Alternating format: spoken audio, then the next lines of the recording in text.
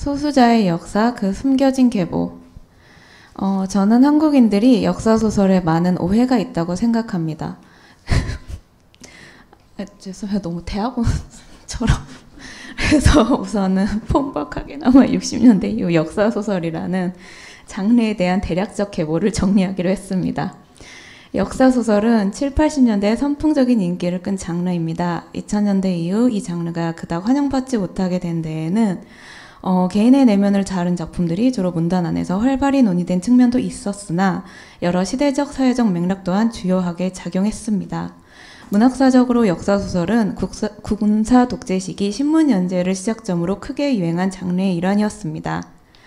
군사 독재 정권은 정치에 대한 관심을 돌릴 수 있는 것이라면 뭐든 가리지 않고 이용했기 때문입니다. 당시 신문을 접하는 주요 독자층은 남성들이었고 작가 또한 남성이었습니다. 주 소비층이 남성이다 보니 주로 남성이 좋아할 만한 소재가 다루어졌으며 영웅담이 주를 이루었습니다.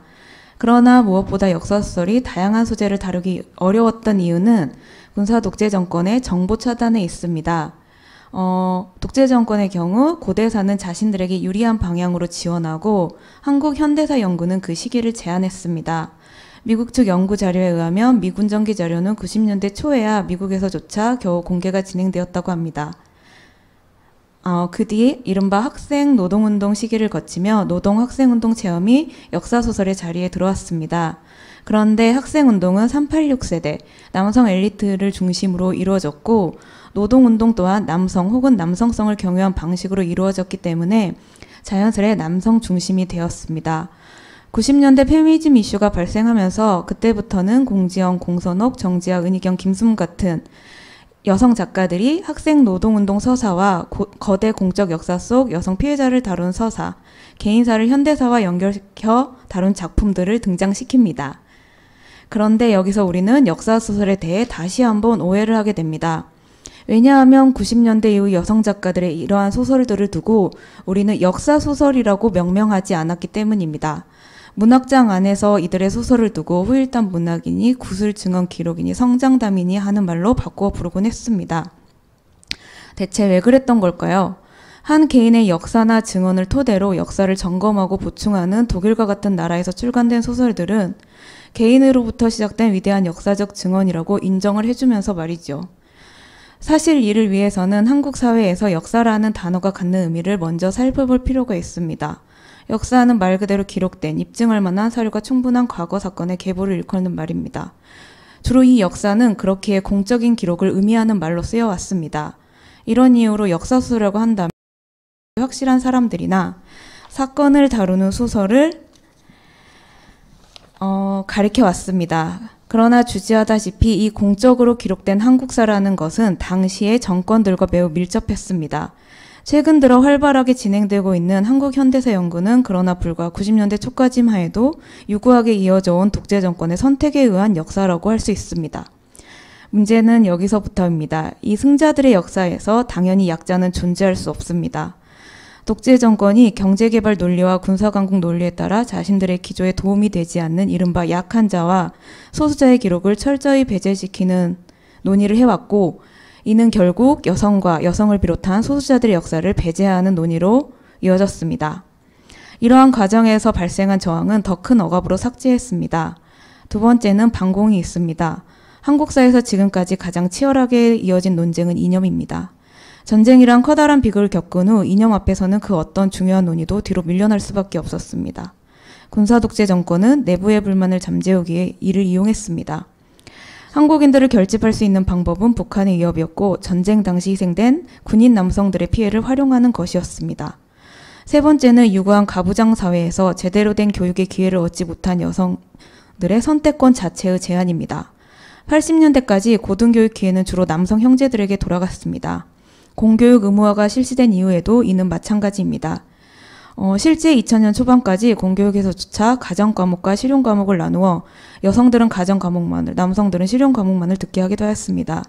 사실상 선택권 자체가 제한된 것이었습니다. 결국 이런 교육을 받고 자란 세대는 하나의 기류를 형성합니다. 가족 내 주요 구성원으로 인정받지 못한 여성, 제도 바깥에 존재하는 사람들은 페미니즘 리부트 이전까지 소설 속에서도 하나의 소품이거나 성적 대상화된 존재일 뿐이었습니다. 즉 여성들이 역사소설에 관심이 없었던 게 아니라 여성들의 관심을 끌만한 소재도 없었고 그럴 기회도 없었던 것입니다. 그리고 이제 다시 페미니즘 리부트 이유입니다.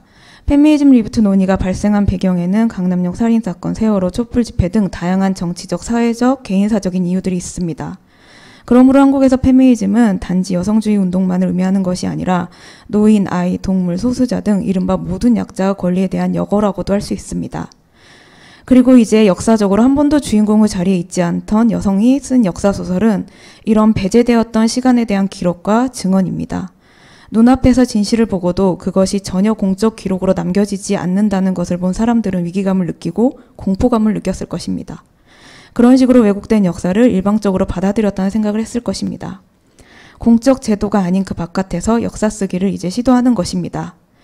그리고 또 하나, 페미니즘 리부트 이후 과거로 회귀하지 않기 위해 여성과 소수자 역사도 기록할 필요를 느꼈을 것입니다.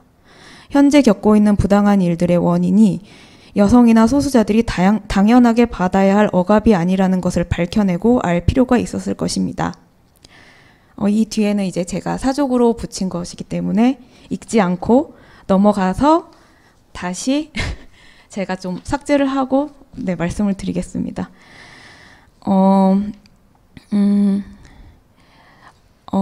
이제 독일에서는 이제 어떤 뭔가 좀 증언부언하는 방식의 구술 증언도 이제 증언으로 인정하기로 했다는 이야기를 들었는데요. 왜냐하면 그 방식 자체가 하나의 트라우마이기 때문에 그렇다고 들었고, 물론 이제 한국에서는 아직 구술 증언이 그 자체로 역사적 맥락을 가지긴 어렵다고 말해지고 있습니다. 피해자는 있는데 가해자는 없는 시기죠. 그런데 이때 소설은 이 인정받지 못한 역사적 증언을 채택하는 방법이자 상상력으로 그 근거를 찾아내는 방법이라고 생각을 합니다. 가능성을 띄우는 가장 중요한 방식입니다. 공적인 역사라고 할지라도 그것은 사실 정해져 있는 게 아니라 발굴해야 하고 보충되어져야 하는 것이기 때문입니다. 저는 등단 때부터 공적 기록의 역사에서는 살짝 비껴난 인물들을 역사적, 사회적 맥락에 따라 문화사적으로, 미시사적으로 혹은 공적 기록의 역사를 해석하거나 발굴하는 방식으로 소설을 써왔습니다. 당시 이제 제 등단작을 그 학교에서 합평했을 때 그런 소설은 등단할 수 없다는 말을 들었고, 이제 이후에도 최근까지 여러 학술적인 증거에도 불구하고 여성 편향적인 역사에 대한 생각을 가지고 있다라는 말부터 그런 것은 역사로 인정할 수 없다라는 말까지 들어왔는데요. 인간은 본인들이 아는 것이 전부라고 믿는 경향이 있습니다. 그것은 권력지향적인 사람들에게 더욱 크게 드러나는 부분입니다. 그것을 인정하는 순간 자신들이 가진 권력은 자신들이 억압했던 사람들에게 그 권력이 돌아갈 것을 두려워하기 때문입니다. 그렇기 때문에 이제 무수한 역사 수정자들이 왜곡하고 부인해 왔기도 했습니다. 그러나 그때마다 소설은 문학은 역사 안에서 많은 발화를 발굴하고 외부에 알려왔습니다. 저는 그래서 그 어느 때보다 한국의 역사 소설이 풍부해질 것이라고 생각합니다. 이렇게 하겠습니다.